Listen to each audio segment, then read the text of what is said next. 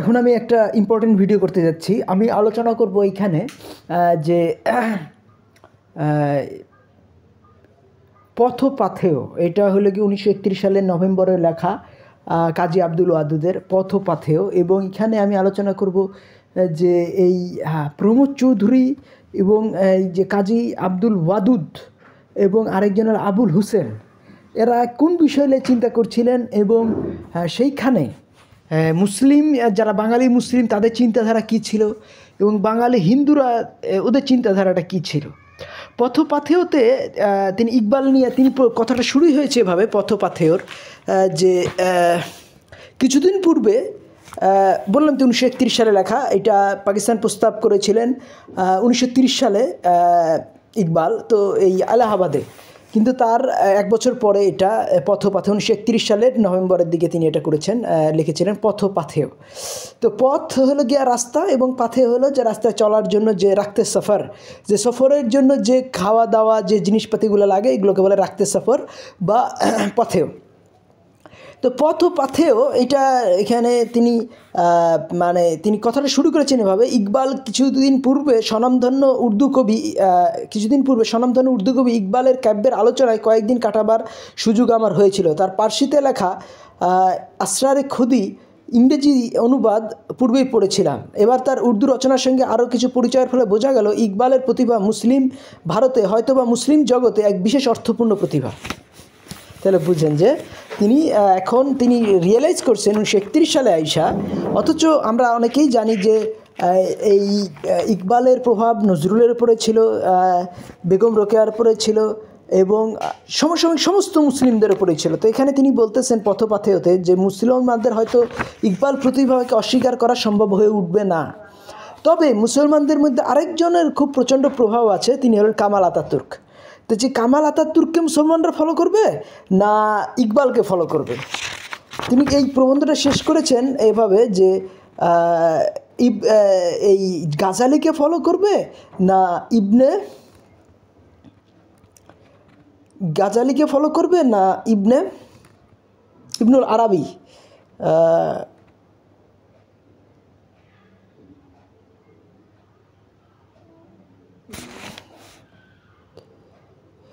এখানে বলা বাহুল্য যে তিনি তুর্কিদের সম্বন্ধে কিছু ভালো কথা বলেছিলেন ইকবাল। সেই প্রসঙ্গটা এখানে তিনি গোটা তুলে দিয়েছেন। কে তুলে দিয়েছেন? এই ওনার নাম হলো গিয়া কাজী আব্দুল ওয়াদুদ, ঠিক আছে? সেইটা তুলেছেন যে if the renaissance of Islam is a fact and believe it is a fact, we too one day like the Turks will have to revelate our intellectual inheritance. The truth is that among the Muslim nations today, Turkey alone has shaken off its dogmatic slumber and attained to self-consciousness. যদি Renaissance মুসলমান জগতে হয় এটা একটা ঘটনা, তাহলে আর বিশ্বাস করি যে এটা একটা ঘটনা, আমরাও একদিন তুর্কিদের মতো আমাদের যে বুদ্ধিগত যে উত্তরাধিকার সেটাকে আমরা পুনর্মূল্যায়ন করতে বাধ্য হব। সত্য তো এটাই যে মুসলিম জাতিরাও আজকে টুডে যারা মুসলিম নেশনস টুডে তুর্কি অ্যালোন হ্যাজ শেকেন অফ। তাহলে এই যে মুসলিম জাতির মধ্যে তুর্কি একমাত্র তাদের ডগমাটিক স্ল্যাম্বার, মানে এই ধর্মীয় ঘুম থেকে তারা বেরিয়ে এসছে তুর্কি, ঠিক আছে? এবং অ্যাটেইনড টু সেলফ কনসিয়াসনেস, এবং তারা আত্মসচেতনতায় উপনীত হয়েছে। She alone has claimed her right of intellectual freedom. তাহলে সেই একমাত্র বুদ্ধিভিত্তিক স্বাধীনতার কথা ঘোষণা করেছে।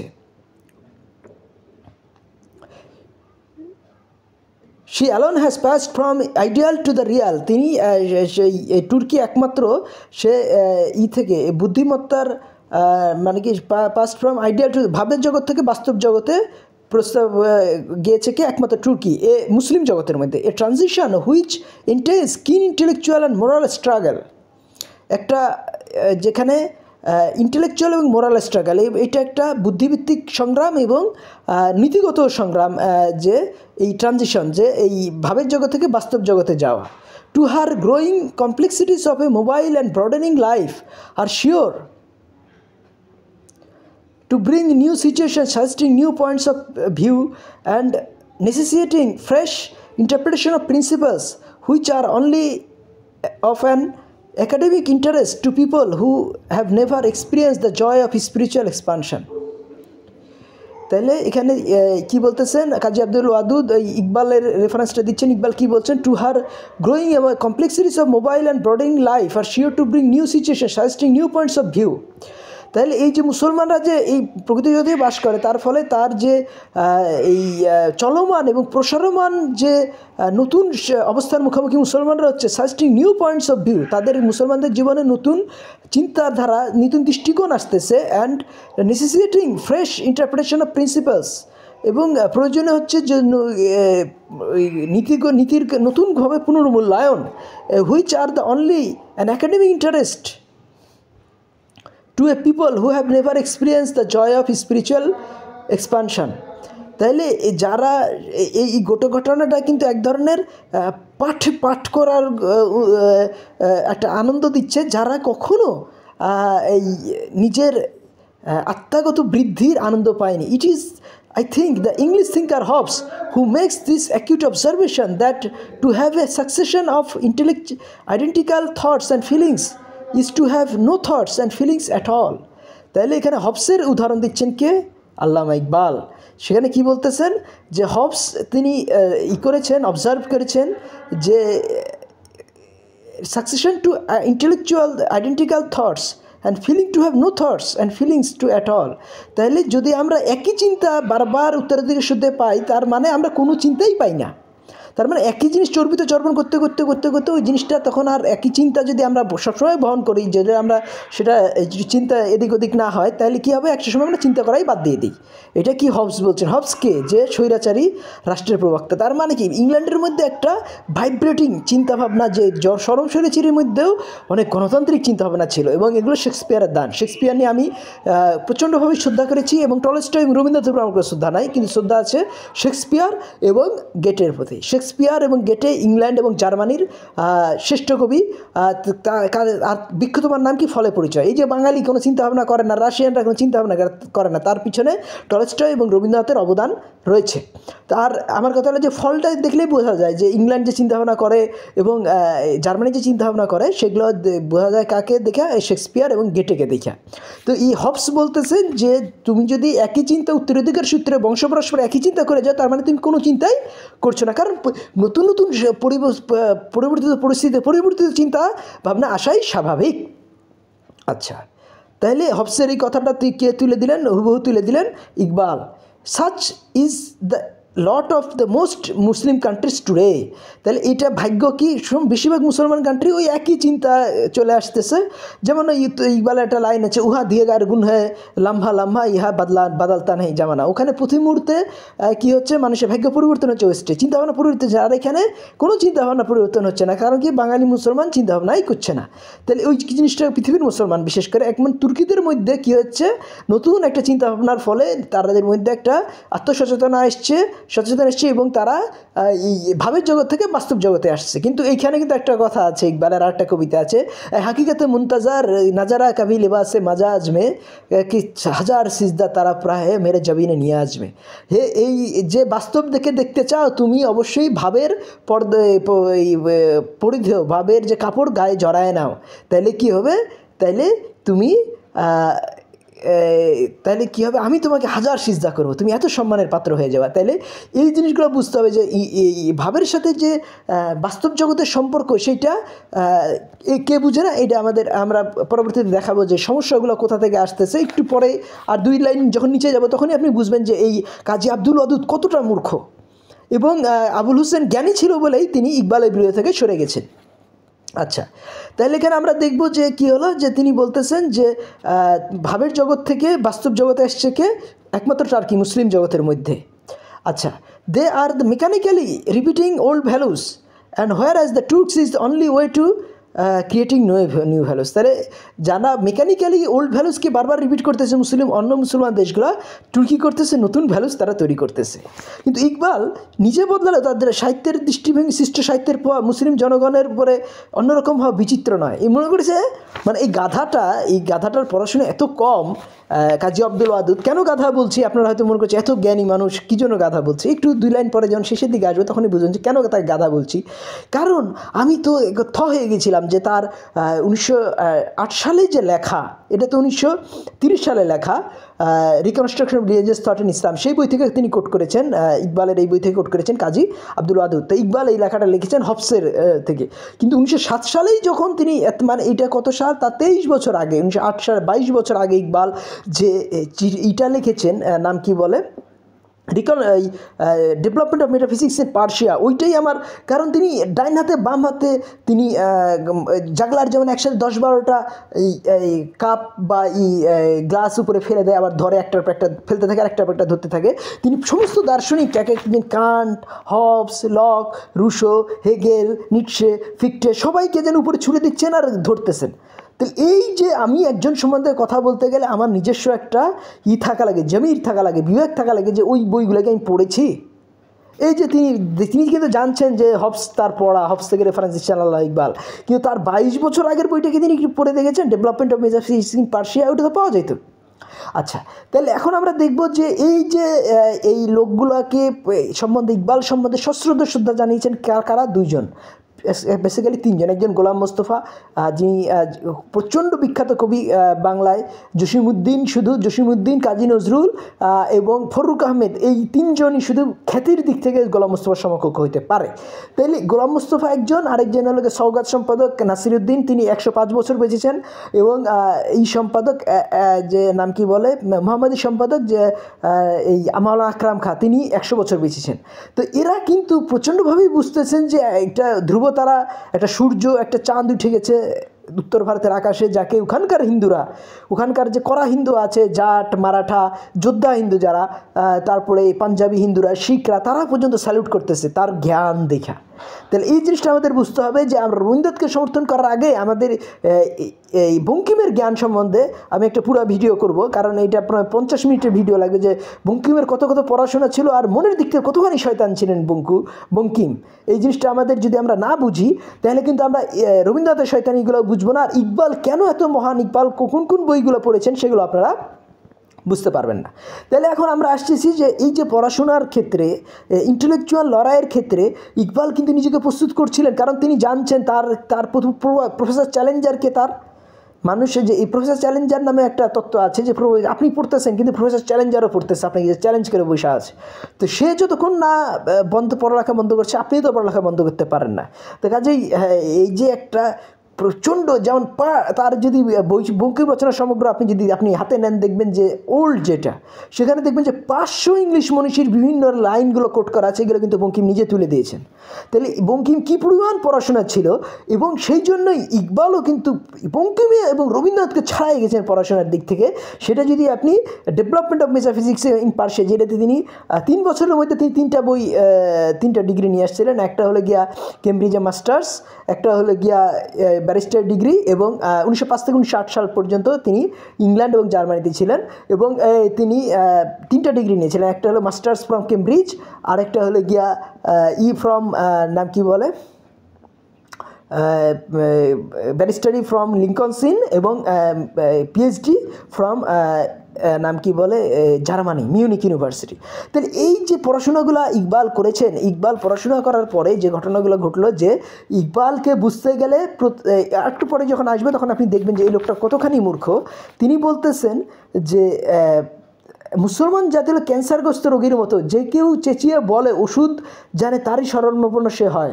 মুসলমান বড় ইনফিরিয়রিটি কমপ্লেক্স হিসাবে তিনি বলতেছেন, নো, এটা ইনফিরিয়রিটি কমপ্লেক্স না, এটা মানে যেমন সার্সে যেটা বলেছিলেন যে মুসলমানরা, মানে এই যারা মূর্খ মুসলমান, এই কাজী আব্দুল ওয়াদুদ বলি, আর শিক্ষা গোষ্ঠীর মোতাহার হোসেন, কাজী মোতাহার হোসেন বলি, মোতাহার হোসেন চৌধুরী বলি, এরা কিন্তু পড়াশোনাটা ব্যাপক অর্থে করেনি। পড়াশোনা করলে তখন তিনি ওই মানে গেটের যে কাঞ্চীয় ভিত্তি, যার ফলে তিনি মুসলমানদের সুপারম্যান বললেন, ইসলামকে সুপারম্যান বললেন কি গেটে বা অ্যাটলাসের সাথে তুলনা করলেন, সেই জিনিসটা তো সেই জ্ঞানটা তো এই ইসের ছিল না। এরা তো মানে এই 1745-এর মধ্যেই এই জিনিসটাই বুঝতে হবে যে এই গ্রুপটা যা এই কাজী হুসেন, যেটা এই হুসেনকে ইনসাল্ট করেছিলেন ওই সওগাত গ্রুপ এবং মোহাম্মদী গ্রুপের লোকেরা, যে আপনি নিজেও তো গোলাম মোস্তফার সম্বন্ধে ইনসাল্ট করেছেন, আপনি নিজেও তো ওই 1745-এর মধ্যে, কারণ গোলাম মোস্তফা তো বুঝতে পারছেন যে ইনি মূর্খের মতো ইকবাল বিরোধিতা করছেন, জ্ঞানীর মতো ইকবাল বিরোধিতা করছেন, কারণ এই ইংলিশ বইগুলো কিন্তু সবার হাতে হাতে ফিরছে ওই সময়। এখানে তিনি একটা লাইন বলেছেন, তার আপনি বুঝবেন যে ইকবাল কী পরিমাণ বিখ্যাত হয়ে গেছিল বাংলার মুসলমানদের মধ্যেও। সেটা দেখার জন্য যে ইকবালের রচনায় দার্শনিকতা কী বলতেছেন যে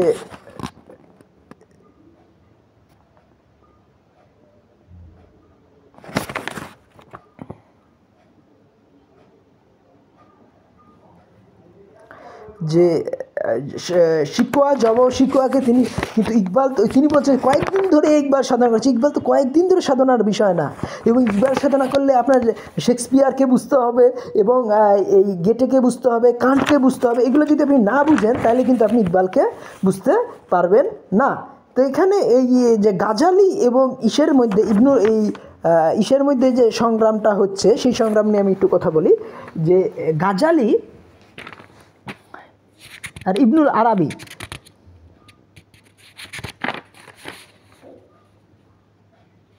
বুদ্ধির মুক্তি বারবার এই আন্দোলন মুসলিম জগতে বারবার হয়েছে। পশ্চিমের আবু হানিফা ও মুতাজিলা সম্প্রদায়, পূর্বের আবুল ফজল আকবর এর কিছু কিছু প্রমাণ।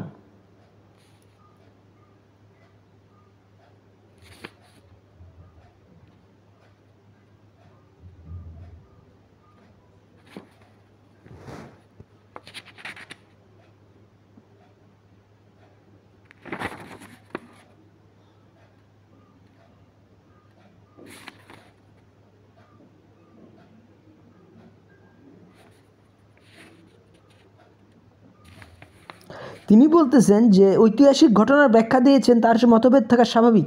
তিনি বলেছেন সংকটকালে ইসলামের অতি সুপরিচিত ইমাম গাজ্জালি একটি সুপরিচিত সংকটকালের কথা ভাবা যাক। মুতাজিলা সম্প্রদায়ের সঙ্গে সর্বসাধারণ মুসলমানের সংঘর্ষের কাল। ইসলামের সেই সুপরিচিত সংকটকালে ইমাম গাজ্জালি জয়ী হয়েছিলেন এবং মুতাজিলা নেতা ইবনে রুশদ পরাজিত হয়েছিলেন। আচ্ছা, আসি আমরা তাহলে।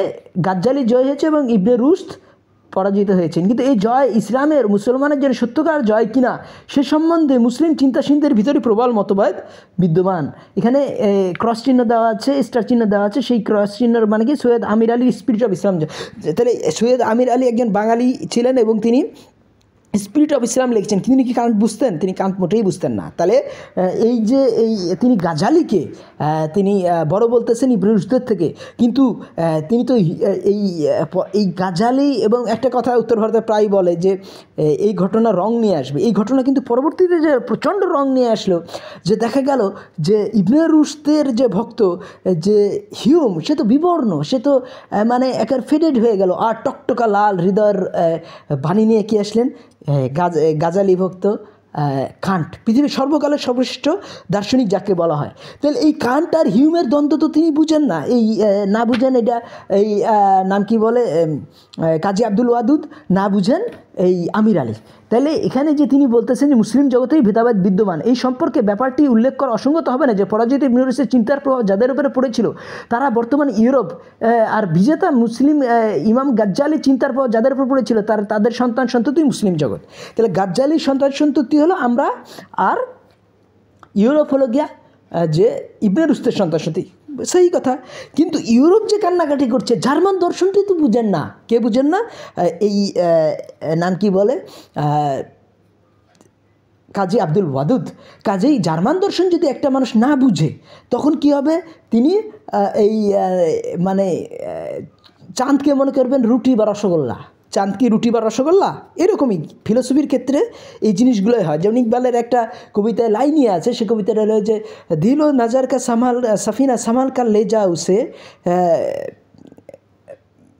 মেহেরো নাম কি বলে মাহ ও সিতারা হে বেহরে ওয়াজুদ মে গর্দাব, মানে তুমি যখন অষ্টাঙ্গ দর্শন পড়ছো তখন তুমি হৃদয় এবং তোমার দৃষ্টিভঙ্গি খুব সাবধানে রাখো, কারণ এই যে অস্তিত্বের যে সাগর আছে সেই সাগরে তোমার এই তোমার চন্দ্র এবং তোমার তারা যাতে ডুবে না যায়, কিন্তু তুমি যদি সূর্য উঠতে পারো তাহলে তুমি ডুববা না। তাহলে এই সূর্যটা কে বানায়? এটা জার্মান দর্শন বানায়। তাহলে ব্রিটিশ এবং ফ্রেঞ্চ দর্শন কিন্তু অনেক চোরাবালি আছে, অনেক সমুদ্রে অনেক আছে, দূষিত পানি আছে, যেইগুলো তোমার এই চাঁদ এবং তোমার তারাকে ডুবিয়ে দিতে পারে। এই জন্য ইকবাল বারবারই বলতেছেন কি তুমি সূর্য ওঠে, তুমি চাঁদ আর তারা হয়ে থাকো না। যেমন ইকবালের একটা লাইনই আছে এরকম যে মেরা টুটা নাম কি বলে যা जब इश्क कहता है आदबी खोता नाम की बोले যে যদি একটি বালুকণা উঠতে থাকে প্রেমের আশনিশে, তবে সে বিধ্বস্ত করতে পারে সূর্যকে, মানে সে নিজেও একটা সূর্য হয়ে ওঠে। কিন্তু একটা বালু যদি প্রেমের আশনিশে, এই জন্য বারবার ইকবাল প্রেমের গুরুত্ব দিচ্ছেন। এবং তিনি মনে করতেছেন যে এই নাম কি বলে কাজী আব্দুল ওয়াদুদ যে ইকবাল তার দৃষ্টিভঙ্গি চেঞ্জ করেছেন, কিন্তু ইকবালের পুরাতন লেখার পরে ভিত্তি করে মুসলমানরা সেই ইকবালের যে গাররক্ষণশীলতা, এই যে একটা ভুল প্রচণ্ড যে মুসলমানরা যে ইউরোপের থেকে শ্রেষ্ঠ, এটা তো ইকবাল ভারতীয়দের মধ্যে ভরে দিয়েছিলেন কুটকুট করে, আর এবং এটা সমস্ত ভারতীয় স্বীকার করে নিয়েছিল এবং ব্রিটিশরাও স্বীকার করে নিয়েছিল। কেউ তার ওই দর্শনের ওই পোর্শনটা যে ভারতের যে ব্রিটিশদের থেকে শ্রেষ্ঠ, এই পোর্শনটা কিন্তু প্রফেসর নিকলসন বা তার গুরু ম্যাকটেগার্ড বা তার এই গুরু আরেকজন ছিলেন এই প্রফেসর হোয়াইটেড বা তার মানে একই গুরু বার্ট্রান্ড রাসেল কখনো কোনো লেখায় উল্লেখ করেনি, কারণ এটা তো জার্মানরা গোটা পৃথিবীর মধ্যে ইনস্টিল করে দিয়েছিল যে মুসলমানরা পৃথিবীর শ্রেষ্ঠ ধর্ম, শ্রেষ্ঠ জাত। কিন্তু আমরা বাঙালি মুসলমান কি সেটা বুঝি বা বুঝতে চেষ্টা করি? কেন বুঝি না?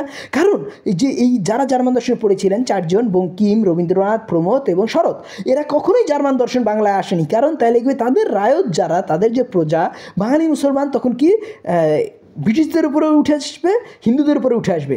আলটিমেটলি কিন্তু উত্তর ভারতে এটা হয়ে যাওয়ার ফলে কিন্তু একজন মুসলমান সে একজন মুসলমান সে আজ 7-8 বছর ধরে লন্ডনের মেয়র, এবং আরেকজন পাঞ্জাবি হিন্দু সে কিন্তু ইংল্যান্ডের প্রধানমন্ত্রী হয়েছিল 1 বছরের জন্য, ঋষি সুনাক। কারণ বাঙালি মুসলমান বা বাঙালি হিন্দু সে ভাবতেই পারে না ইংল্যান্ডের মেয়র হবে, লন্ডনের মেয়র হবে বা ইংল্যান্ডের প্রধানমন্ত্রী হবে। কিন্তু এটা কিন্তু বাঙালি মুসলমান মানে এই যেহেতু তার দর্শনটা নাম কি বলে এই ইকবালের দর্শনটা জার্মান দর্শন ভিত্তিক, কিন্তু বাঙালি যারা ওই গোলাম মোস্তফা যে কথাটা বলেছিলেন, কাকে বলেছিলেন? যে শতকরা 45 যে লিখেছিল সেই এই আবুল হুসাইনকে কিন্তু উল্লেখ করে বলছেন আপনি যে ঢাকা ইউনিভার্সিটি টিচার হয়েছেন, ঢাকা ইউনিভার্সিটি না হলে আপনি টিচার হতেন কীভাবে? তাহলে আপনিও তো একটা কোটার ভিত্তিতে, যেহেতু মুসলমান হিসাবে মুসলমান প্রধান এলাকার আপনি যেহেতু টিচার হয়েছেন, তাহলে আপনি কি সেই সুবিধাটা নেননি যে কম প্রতিযোগিতা একটু হলে 1% হলে কম পরিচিত হয়নি? কিন্তু এই জন্য আবুল হোসেন কিন্তু লজ্জা পেয়েছিলেন। তিনি জানতেন যে তিনি ইকবালকে বুঝতেছেন না, বোঝার চেষ্টা করতেছিলেন। এবং যখন আমি 16 পৃষ্ঠার ওটা পড়েছি পাকিস্তান প্রস্তাব, আপনারা যদি পড়ে দেখবেন যে কত ইন্টেলেকচুয়ালি তিনি জার্মান দর্শনের উপর ভিত্তি করে তিনি ধর্ম এবং রাজনীতি দুটার ক্ষেত্রেই যে উষ্টা নীতিহীনতার জায়গায় যে আমরা অনেক বেশি নীতিবান, আমাদের অনেক বেশি ভবিষ্যৎ উজ্জ্বল, সেটা কিন্তু পাকিস্তান প্রস্তাবেই উল্লেখ আছে, এটা ইংলিশে। কিন্তু সেই পাকিস্তান প্রস্তাবের উল্লেখ কিন্তু এইখানে নাই। এই যে নাম কি বলে পথপাথেয়তে আছে কি reconstruction of religious thought in Islam. কারণ কি? কারণ তিনি ওই জানেন না একেতে জার্মান দর্শন, এবং জার্মান দর্শন জানতেও চাচ্ছেন না। তিনি চাচ্ছেন যে মানে না জেনেই